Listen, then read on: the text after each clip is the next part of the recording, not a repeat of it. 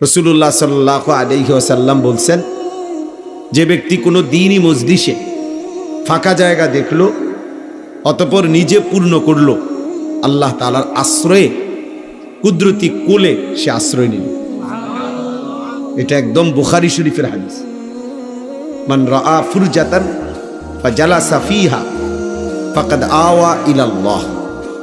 অনেক বড় ফজিলত। এজন্য ফাঁকা জায়গা দ্বীনি মাহফিলে, দ্বীনি মজমায় পূরণ করে বসা খুব নেকি। আরেকটা ছোট্ট অনুরোধ হলো, তোমরা ছেলেরা কেউ হাতে ধরা যে মোবাইল এটি নামায় ফেলো, বন্ধ করে ফেলো। এমনি শোনো, আমি বললাম এই হাতে ধরে মোবাইল রেকর্ড করো না, ভিডিও করো না, এটা একদম বন্ধ করে দাও দোস্ত, আল্লাহর ওয়াস্তে। আমরা মনোযোগ দিয়ে আল্লাহর কথা শুনি, অল্প একটু সময় আল্লাহর কথা যে যতটা মহব্বতের সাথে দিল থেকে শুনে আল্লাহ তার জিন্দিগি বদলায়। কিছুটা যদি পরিবর্তন না হয় কারোই, তো কি শুনলাম আর কি বললাম, আমারই বলার লাভ কি, তোমার আপনাদেরই শোনার লাভ কি? যে যেমন আছি এমনই যদি থেকে যাই বছরের পর বছর, দিনের পর দিন, তো বলেই কে, শুনেই কে, কার জন্যই বল, এটা ভাবা উচিত। আল্লাহর কথা তো পরিবর্তনের জন্য, সেটা যদি মোটেই না হয়, কারো যদি বিবেক না নড়ে, কারো যদি জিন্দিগি না বদলায়, তো এই মাহফিলগুলোর অর্জন কি? এতে অর্জনটা কি? কোথাও কম হইল, কোথাও বেশি হইল, তো কোথাও 10 লাখ লোকে হইল, তো কি হইল এতে? কোনো মাহফিলে যদি 50,000 লোক হয়, তাহলে ওই মাহফিলের সবার কবর রাজাব মাপত, বলেন না? তাহলে দেখার বিষয় তো হলো কারো দিল বদলাইলো কিনা, কারো জিন্দিগি বদলালো কিনা, কারো ভিতরে ফিকির আসছে কিনা, অনুভূতি জাগলো কিনা, এটা দেখার বিষয়। এটাই যদি না হয়, তো শুনলামই কি, বললামই কি, কার জন্য বললাম, কেন বললাম? এজন্য দোস্ত সবার এটা উচিত, মোবাইল ধরে রাখলে হাতে দিল জমে না, দিল জমে না। লুকাইয়া কৌশল করা, হ্যাঁ, ছবি উঠানোর, ভিডিও করার কোনো দরকার নেই। এমনি শোনো, নিজের ভালোর জন্য, নিজের কল্যাণের জন্য। আমাদের প্রত্যেকেই একটা জিনিস মনে রাখা দরকার, আমরা শেষ পর্যন্ত কিন্তু একাই। ঘুরে ফিরে দিন শেষে, বেলা শেষে, হায়াত শেষে আমরা একাই, আমরা একাই। এজন্য আমাদের একাই আমাদেরকে আল্লাহর সামনে দাঁড়াইতে হবে। আল্লাহ তাআলা কোরআনুল কারীমের মধ্যে স্পষ্ট বলছেন, আমি তোমাদেরকে প্রথম যেরকম একাকী বানাইছিলাম, একদিন আমি তোমাদেরকে এমন একাকী আমার কাছে ফিরে আনব।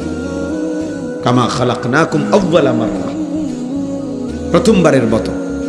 প্রথমবার যেমন একাকী মায়ের পেট থেকে বের করেছি, একদিন আমার সামনে হাসরের ময়দানে একাকী দাঁড় করাবো। ওয়া কুল্লুহুম আতিহি ইয়াউমাল কিয়ামাতি ফারদা। আল্লাহ তাআলা বলেন প্রত্যেকেই আল্লাহর সামনে দাঁড়াইতে হবে একজন একজন। ফারদান মানে একজন একজন।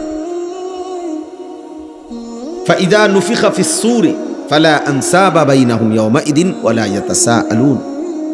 আল্লাহ বলে যেদিন হাসরের ময়দান কায়েম হবে, সেদিন কেউ কাউকে হাসরের মাঠে নিজের কোনো বংশের পরিচয় দিবে না, আত্মীয়তার, সম্পর্কের, বন্ধুত্বের কোনো পরিচয় দিবে না। ওয়ালা ইয়াতাসাআলুন, কেউ কাউকে ভালো মন্দ কিছুই জিজ্ঞেস করবে না। আমারটা আমি, আমার বুঝ আমাকেই করতে হবে। ইকরা কিতাবাকা, আল্লাহ তাআলা বলবেন, বান্দা তোমার আমল নামা তুমিই পড়ো। কাফা বিনাফসিকা আল-ইয়াওমা আলাইকা হাসিবা, আজ তোমার হিসাবের জন্য তুমি একাই যথেষ্ট, তুমি একাই বুঝ দাও। ইন্নাল্লাহা সায়ুকাল্লিমু, নিশ্চয়ই আল্লাহ তাআলা প্রত্যেকের সাথে কথা বলবেন। নবীজি বলছেন একজন একজন, এতটা একজন যে নবীজি বলছেন লাইসা বাইনাহু ওয়া বাইনাহু তারজুমান, আল্লাহর মাঝে আর বান্দার মাঝে একজন ফেরেশতাও থাকবেন, ফেরেশতাও থাকবেন, তারজুমান থাকবে না, মানে দোভাষী না, কেউ না, শুধুই আল্লাহ, শুধুই বান্দা, একাকী আল্লাহর মুখোমুখি হতে হবে। আল্লাহ তাআলা জিজ্ঞেস করবেন, আমাদেরকে উত্তর দিতে হবে। Lima ফাআলতা হাযা lima তারাকতা হাযা। আল্লাহ তাআলা আমলনামা দেখিয়ে জিজ্ঞেস করবেন, বান্দা এটা কেন করলে, এটা কেন ছাড়লে, এটা করছিলা কেন, এটা ছাড়ছিলা কেন। সুম্মা লা তুসআলুন্না ইয়াওমাইদিন আনিন নাঈম। আল্লাহ তাআলা বলেন, আমার দেওয়া সমস্ত নিয়ামত আমি সেদিন জিজ্ঞেস করব।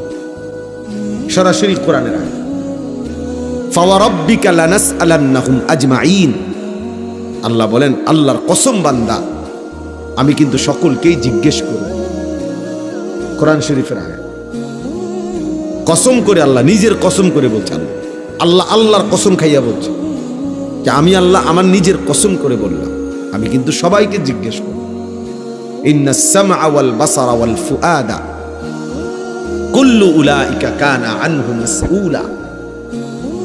আল্লাহ বলছে, নিশ্চয়ই কান, চোখ এবং অন্তর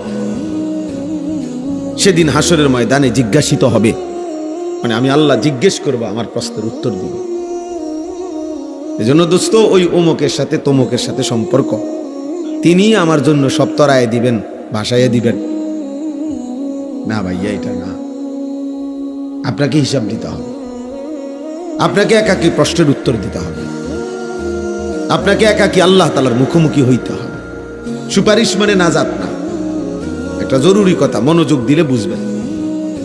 ফিতনা করার দরকার নেই, এমনি বুঝতে শিখেন নিজের ভালোর জন্য। সুপারিশ মানে নাজাত না। নবীগণ সুপারিশ করবেন, আউলিয়াগণ সুপারিশ করবেন, শহীদগণ সুপারিশ করবেন, হাফেজে কোরআন সুপারিশ করবে, হাজী সাহেব সুপারিশ করবে। আমাদের প্রিয় নবী সাল্লাল্লাহু আলাইহি ওয়াসাল্লামও উম্মতের জন্য, সকলের জন্য সুপারিশ করবে। করবে কি না বল, কথা বলেন না, করবে। কিন্তু সুপারিশ মানে নাজাত। সুপারিশ মানে কি না, নাজাত।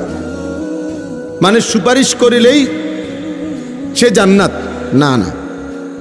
সুপারিশ করবে প্রত্যেকেই স্তর অনুপাতে, আর আল্লাহ তাআলা প্রত্যেকের সুপারিশ গ্রহণ করবেন, কিন্তু ফায়সালাটা আল্লাহই দিবেন। তিনি যাকে ইচ্ছা তাকে তিনি মুক্তি দিবেন, তিনি যাকে ইচ্ছা তাকে তিনি জাহান্নাম দিবেন। এই কথাটা বুঝতে হবে। দরখাস্ত মানে গ্রহণ না। দরখাস্ত দিছি, অতএব আমি পেয়ে গেছি, পৃথিবীর কেউ এটা বলে না। দরখাস্ত মানে আবেদন, সুপারিশ মানে আবেদন। এরপরে যার কাছে সুপারিশ করলাম তিনি গ্রহণ করা না করা তার ইখতিয়ার, তার ইখতিয়ার। এই জন্য এটা জরুরি বিষয়, প্রত্যেককেই এটা ভাবতে হবে। নবী সাল্লাল্লাহু আলাইহি ওয়াসাল্লাম সুপারিশ করবেন। আপনারা ইনসাফের সাথে বলেন, আপনাদের বিবেক কি বলে যে নবীজি এটাই বুঝাইতে চাইছেন? এই কথার অর্থ কি? এই কথার অর্থ হলো, উম্মত, যে তুমি মৃত্যু পর্যন্ত চুরি, ডাকাতি, জিনা, ব্যভিচার, মদ, জুয়া, সুদ, ঘুষ, যত অন্যায় করতে থাকো, আমি সুপারিশ করে তোমারে জান্নাত দেব। এটাই তো অর্থ না? আপনাদের বিবেক কি বলে? একজন মানুষ বলেন, একজনে বলেন যে না হুজুর, আমার তো মনে হয় এটাই। তাইলে এটা মনে রাখতে হবে, সুপারিশ তিনি সকলের জন্য করবেন, কিন্তু ফায়সালা কে দিবেন? আল্লাহ। হ্যাঁ, নবীকে আল্লাহ বলছেন, বন্ধু আপনাকে আমি খুশি করব, আপনার মুখে হাসি ফুটাবো। ওয়ালা সাউফা ইউতিকা রাব্বুকা ফাতারদা। এই পরিমাণ আপনাকে দেব যাতে করে আপনি সন্তুষ্ট হয়ে যাবেন, সুবহানাল্লাহ, আপনারে খুশি করে দেব। কিন্তু এরপরেও কোথাও এই কথা বলে নাই যে আমি আল্লাহ তাআলা আপনার সুপারিশের পরে আমার কোনো ইখতিয়ার নাই, এ কথা আল্লাহ বলে নাই। সিদ্দিকীনের সুপারিশের পরে আমার কোনো ইখতিয়ার নাই, না। হাফেজ কোরআনের সুপারিশের পরে আমার কোনো ইখতিয়ার নাই, না, এ কথা বলে নাই। সুপারিশ করবে, কিন্তু ফায়সালা আল্লাহ। এজন্য ছেলেরা, বাবারা, আমার এটা মূল উদ্দেশ্য বুঝানো। একটি মাহফিল তারা করছে, আমরাও করলাম, অমুকে করছে, তমুকেও করলো, এই গ্রামের ছেলেরাও করছে, ওই গ্রামের ছেলেরাও করলাম, ফাটাফাটি করলাম, প্রতিযোগিতা করলাম, দেখাই দিলাম। মানুষ আইনা জমা করলাম, কেউ হেলিকপ্টার দিয়ে হুজুর আনলাম, কেউ বিমান দিয়ে আনলাম, কেউ এর চাইতে বড় বক্তা আনলাম, কেউ লাখ টাকা দিয়ে হুজুর আনলাম। ঠিক আছে, মানুষ জমলো। হ্যাঁ, এরপরে কি অর্জন কি সেটা বল। অর্জন তো দেখা দরকার। অর্জনটা কি হলো আমার? হ্যাঁ, মানুষে কইছে আর কি আগামীকাল তার মাহফিলের লোক হয়েছে। হ্যাঁ, তো এরপরে কি বলছি আর কি, মনে করেন পুরা গ্রাম চুক্তি সবাই বলছে যে মানুষ আর মানুষ রে। হ্যাঁ, তো এরপরে খালাস। এটাই এই 2 লাখ টাকা খরচ করার মাকসাদ, এটাই যে মানুষে কইছে লোক হইছে, তে কামিয়াব সার্থক। এটা আমার এই 5 লাখ টাকা খরচ করা সার্থক। এটা বুঝে, এটা বুঝা দরকার বাবা, ছেলেরা বাবা তোমরাও বুঝা দরকার। ইনসাফ কি বলে? এই লৌকিকতা, এই প্রদর্শনী তো মূল মাকসাদ না। এটা তো জনসভা না, এটা তো ইলেকশনের প্রস্তুতি না, এটা তো ভোটের জন্য মানুষের দিল তৈরি করা না, এটা তো আখেরাতের জন্য দিল তৈরি করা। তা আখেরাত অর্জন হবে তো সেজদার মাধ্যমে, আল্লাহর বন্দেগীর মাধ্যমে, রাসূলুল্লাহ সাল্লাল্লাহু আলাইহি ওয়াসাল্লামের সুন্নাতের অনুসরণের মাধ্যমে, নিজের জিন্দেগিটা সুন্দর করার মাধ্যমে। তো সেটা যদি কখনোই আমার জীবনে না আসে, আমি যদি 60 বছরও বিড়ি সিগারেট ছাড়তে পারলাম না, তো আমার মধ্যে দিন আসলো কি? 60 বছর বয়সেও যদি আপনি গালি ছাড়া কথা বলতে পারেন না, তো দিন কোথায় আসবে? 40 বছর, এখনো 40 বছর ধরে প্রতিদিন ওজনে কম দেয় যে ব্যবসায়ী, তো তার মধ্যে দিন আসলো কোথায় বলেন বাপ? যে মা যে বোন আজকে 25 বছর ধরে বেপর্দা, সবসময় রাস্তার পাশে পুকুরের পারে মানুষের চোখের সামনে গোসল করে, বেপর্দা হাঁটে চলে, তো এই মার জীবনে দিন আসলো? এই বোনের জীবনে দিন কোথায় আসলো? তোমরা যারা ছেলেরা দিনের পর দিন এক ওয়াক্ত নামাজ পড়তে পারো না, পড়ো না, আমার ভাইয়া, তোমার মধ্যে দিন কোথায়? ইসলাম কোথায়? তুমি কোন হিসাবে জবাব দিবা? ইনসাফ করে ভাব। আমি এই জন্য শুরুতে বলছি, শেষ পর্যন্ত কিন্তু আমরা একাই। কেউ কাউরে সালাক মনে করেন না, আর কেউ কাউরে বোকাও মনে করেন না। আমনে শুধু সালাক আর আমি বেকুকা। আমনে ভাত খাইলে আমি কি সিরানি খাই? কথা বল। হ্যাঁ, আমনে 3 বেলা ভাত খাইলে আমরা কি সিরা খাই? তো আমি বেকুব হবো কেন? আমি বোকা হবো কেন? তুমি চালাক হইলা কেন? কেউ কাউকে জন্য বোকা ভাবতে নাই, সবাই বিবেকবান। বোকা পাগল হইতে পারে, বোকা প্রতিবন্ধী হইতে পারে, কিন্তু সুস্থ সবল মানুষ বোকা হবে কেন? এজন্য আল্লাহর নবী সাল্লাল্লাহু আলাইহি ওয়াসাল্লাম বলছেন, আল মুমিনু গিররুন কারীম। মুমিন সাদাসিধে হয়, সহজ সরল হয়, করিম ভদ্র হয়, আর কি লা ইয়াখদাউ ওয়ালা ইউখদাউ। নবীজি বলেন মুমিন কাউকে ধোঁকা দেয় না, আবার নিজেও ধোঁকা খায় না। সুবহান, লা ইয়াখদাউ ওয়ালা ইউখদাউ, ধোঁকা দেয়ও না, ধোঁকা খায়। মুমিন বেওকুফ হয় না। কেন বেওকুফ হবে? সে ঈমানদার। এজন্য আমি অনুরোধ করতেছি, এ কম হোক বেশি হোক, ছোট হোক বড় হোক, প্রত্যেকটা বয়ানের মধ্যে আমাদের মধ্যে যেন এই ফিকিরটা থাকে যে আমার কলিজার মধ্যে কোনো অনুভূতি আসছে কিনা। তাইলে 10 জনের মজমাও দামি, আর নাই তো 10 লক্ষের মজমাও বেদামি। কেউ বুট খাইলো, কেউ বাদাম খাইলো, কেউ চানাচুর খাইলো, কেউ চটপুরি খাইলো, কেউ ফুটকা বাজাইলো, কেউ বেলুন, কেউ বিড়ি খাইলো, কেউ সিগারেট খাইলো, কেউ কতক্ষণ সুর দিল, কতক্ষণ কেউ নাচলো, কেউ গাইলো, কেউ ডুললো, এই আর কি তারে নারে করে শেষ হয়ে গেল। যার যে মতো, আগের মতোই ফজরের নামাজে মুসল্লি নাই, আগের মতোই বাজারের কোনো ব্যবসায়ীর জীবনে পরিবর্তন নাই, কারো আখলাকের মধ্যে ছিটে ফোটা কোনো পরিবর্তন নাই। তাইলে এই ওয়াজ, এই নসিহত, এই বয়ান কার জন্য? তাই আল্লাহ আমাদেরকে বুঝার তৌফিক দান করুন। আমিন। কোরআনুল কারীমের মধ্যে আছে আল্লাহ তাআলা রমজান মাস দিয়েছেন। আল্লাহ নিজে বলছেন, বান্দা দুইটা বিশেষ উদ্দেশ্যে আমি রমজান দিছি। এক, লাআল্লাকুম তাত্তাকুন, যেন তোমাদের একটি পূর্ণ মাস রমজান রহমত, মাগফিরাত, নাজাত, এত বড় শ্রেষ্ঠতম মাস পেয়ে যেন তোমরা প্রত্যেকেই মুত্তাকি হইতে পারো, গুনাহ থেকে বাঁচবার একটা হিম্মত যেন আসে, হিম্মত, আল্লাহর ইবাদত করার যেন একটা জজবা আসে, যে এত বড় রমজান আমি হায়াত পাইলাম, যা আর মিথ্যা বলবো না, আর চুরি করব না, আর হারাম খাবো না, আর নামাজ ছাড়বো না। এই আল্লাহ বলে আমি চাচ্ছিলাম এটা, এতগুলো রহমত দিলাম, মাগফিরাত দিলাম, নাজাত দিলাম, 70 গুণ নেকি বাড়ায় দিলাম, জান্নাতের দরজা খুলে দিলাম, জাহান্নামের দরজা বন্ধ করে দিলাম, শয়তানগুলো শেকলে বন্দি রাখলাম, হ্যাঁ, রহমত, মাগফিরাত, নাজাত দিয়ে পূর্ণ করে দিলাম, সবে কদরের মতো 1000 মাসের চাইতে শ্রেষ্ঠতম দামি রাত দান করলাম, ইতিকাফের মতো তৌফিক দিলাম।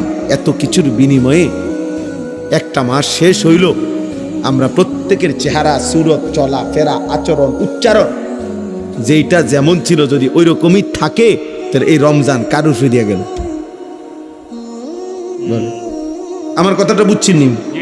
ছেলেরা, বাবা তোমরা বুঝছো নি? বাপ, আমার বাবা বুঝতেছি। তাইলে বাপ, এই রোজাটা কার উপরে দিয়ে গেল? এই রোজা রাইখা, রোজা রাখলাম, তারাবি পড়লাম, ইফতার করলাম, সাহরি খাইলাম, কই আমার আচরণের মধ্যে কোনো পরিবর্তন হলো না কেন? মান লাম ইয়াদা কাওলা যুর ওয়াল আমালা বিহি ফালাইসা লিল্লাহি হাজাতুন আন ইয়াদা তাআমাহু ওয়া শারাবা। নবীজি বলেন, মিথ্যা বলা, মিথ্যা আচরণ, মিথ্যা সাক্ষ্য, মিথ্যা যাবতীয় কাজ যে ছাড়তে পারলো না, এমন ব্যক্তির খাবার থেকে বিরত থাকা আর পানীয় থেকে বিরত থাকার কোনই প্রয়োজন আল্লাহর কাছে নাই। ফালাইসা লিল্লাহি হাজাতুন, আল্লাহর কাছে এর 2 পয়সার কোনো দাম নাই। নবীজি সাল্লাল্লাহু আলাইহি সাল্লাম বলছেন, আপনারা কত শুনছেন ওয়াজে, রমজানের শেষ দিন নবীজি মিম্বরের উপরে দাঁড়িয়ে আমিন বলছে 3 বার। শুনছেন না এই ওয়াজ? এটা কথা বলেন না, ইমাম সাহেবের কাছে শুনছেন না? তো এর মধ্যে জিব্রাইল বলছে নবীজিকে একটা কথা, হলো এই যে, ইয়া রাসূলুল্লাহ, রমজান যে পেল অথচ গুনাহ মাফ করাইতে পারলো না,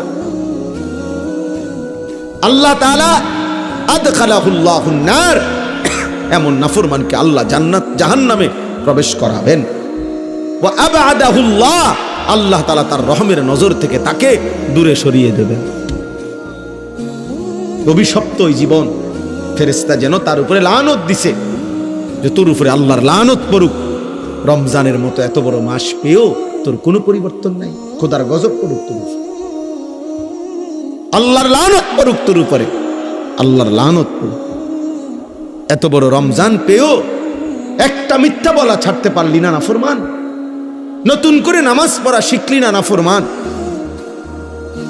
কোনো কিছুই কোনো পরিবর্তন, চুল আগের মতো, প্যান্ট আগের মতো, জামা আগের মতো, আহা অসভ্যতা, নোংরামি, অস্থিরতা, নারী, ছবি, জিনা, ব্যভিচার, মদ, জুয়া, সুদ, ঘুষ, ওজনে কম দেওয়া, গালি, বিড়ি, সিগারেট, টেলিভিশন, নাটক, সিনেমা, যার যেইটা আগের মতোই। তো রমজানে কি অর্জন হলো বাবা? একটা ছেলে ভাইব, সবাই একসাথে বদলায় না, আমরা জানি সবাই একসাথে বদলাবে না, একজন হলে একজনই ভাই। নবীজি তো বলছেন, এটা জিব্রাইল বলছে, লানত ওই ব্যক্তির উপরে, রমজান পেয়েও যে জীবনটা বদলাইতে পারলো না। যেমন মনে করেন হজে গিয়েও যার জীবন বদলাইল না, আল্লাহর ঘর দেখা, নবীর রওজা দেখা, তো তার পরিবর্তন আর কি দিয়ে হইব বলে? এজন্য আমরা কিতাবে পড়ছি কোন ব্যক্তির হজ কবুল হয়েছে কিনা এটার একটা বাহ্যিক প্রমাণ আছে, সব কিতাবে আছে এই কথা। উলামায়ে কেরাম মুহাদ্দিসিনে কেরাম বলছে এটার একটা বাহ্যিক নমুনা আছে। নমুনাটা কি? যে ব্যক্তির হজ্জের আগের আচরণ আর হজের পরের আচরণ পরিবর্তন বোঝা যায়। দেখা গেছে লোকটা আগে চা দোকানে আড্ডা দিত, বিড়ি খাইতো, সিগারেট খাইতো, গালিগালাজ করতো, টেলিভিশন দেখতো, নাচ গান দেখতো, সুদ খাইতো, ঘুষ খাইতো, কিস্তি নিত, হারামের সাথে ছিল।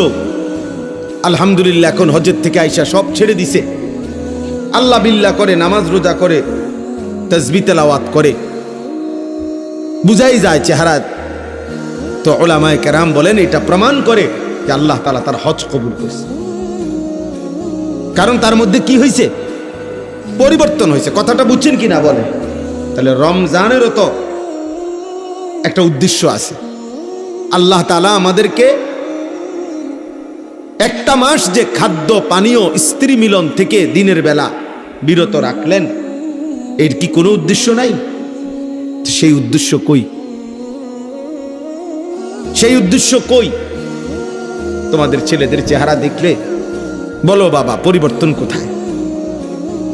রমজান পেয়ে পূর্ণ এক মাস রোজা রেখেও কেন নামাজ পড়তে পারলা না? কেন পারলা না?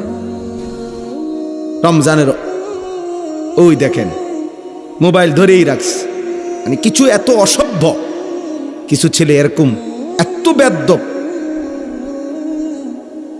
মানে কলিজার ভিতরে যার মোবাইল ঢুকে গেছে, এই অসভ্যর পরিবর্তন কঠিন। ওর কথা হলো হুজুর তোমার বাপ না তোমার আব্বাইও যদি কয় আমি ছাড়তাম না মোবাইল। মোবাইল আমার প্রাণ, মোবাইল আমার প্রাণ ভ্রমরা। এই ভ্রমরা যদি টিপ দেয়, আগে শুনছি গল্প ছোটবেলায়, রাক্ষসের প্রাণ ছিল কিসে? ভ্রমরার ভিতরে। যে আমরা ছোটবেলায় গল্প শুনতাম না, ওই ভ্রমরা যদি কি টিপ দিয়ে মাইরা লায়, তাহলে রাক্ষস কি হয়ে যাবে? আজ অসংখ্য ছেলে পেলের এই অসভ্যদের জিন্দিগিটা, তার জীবন এটা, তার কোনো মা নাই, তার কোনো বাপ নাই, তার কোনো বংশ নাই, তার কোনো ধর্ম নাই, তার কোনো কোরআন নাই, তার কোনো আল্লাহ নাই, তার কোনো রসুল নাই, তার জীবন একটাই, একটা মোবাইল, একটাই, এই এক মোবাইল তার জীবন। এরপরে এর দ্বারা কি কোনো ভদ্রতা আছে? মানুষ কি মনে করে, মানুষ আমাকে কেমন জানে, কিচ্ছু আমার দরকার নেই। আমি মোবাইল চালাইতে পারতেছি, নারী ছবি অশ্লীল দৃশ্য এমবি আছে, চার্জ আছে, খালাস, নেট আছে। এবার আর আমার সমাজে ইজ্জত আছে না নাই এটা আমার দেখার দরকার নেই। আমার মনের চাহিদা তো পূরণ হইতেছে, আমার চাহিদা তো পূরণ হইতেছে। যার ফলে মুসলমানের ঘরে জন্ম নিয়া বাবা মা মুসলমান হওয়ার পরও সম্পূর্ণ নিজেকে ইসলাম থেকে বিচ্ছিন্ন করে তোমরা অসংখ্য ছেলে কাফেরের মতো চুল, কাফেরের মতো পোশাক আশাক লেবাস করে নিজেরে ইচ্ছা করে আলাদা করে লাইছো। তুমি বুঝাইয়াই দিছো যে আমি আসলে, যদিও আমার বংশ লোকে বলে মুসলমানের বংশ, কিন্তু আমি মূলত চলনে বলনে আমি বেঈমান। আহা বলো ভাইয়া, নাই তো এই চুল মুসলমানের চুল? তাইলে তোমার মা কোথায়, তোমার বাবা কোথায়, তোমার বংশ কি, তোমার ধর্ম কি, তোমার আল্লাহ কোথায়, তোমার রাসূল কোথায় সাল্লাল্লাহু আলাইহি ওয়াসাল্লাম, তোমার কোরআন কোথায়, তোমার ছোটবেলার মক্তবের পড়ালেখাটা কই গেল, তোমার মায়ের আদর কই গেল, তোমার বাবার আদর কই গেল? কতজন ছোটবেলায় তোমার জন্য দোয়া করছিল, কতজনের কত আদরে তুমি বড় হইছ, বিনিময়ে আজ সব ভুলে বেঈমান কাফেরদের মতো নিজেকে সাজাইলা। আহ, এর চাইতে বড় পরাজয়, এর চাইতে বড় পরাজয়। অস্ত্রের মুখে মুসলমান কোনোদিনই হারবে না, আজকেও হারবে না ইনশাআল্লাহ। ফিলিস্তিনেও হারবে না মুসলমান, মুসলমান এখনো হারে নাই, ইসরায়েল জিতে নাই, এখনো জিতবেও না ইনশাআল্লাহ, কোনো সন্দেহ নেই। মুজাহিদিন মাটির নিচে বাংকারে সব আছে।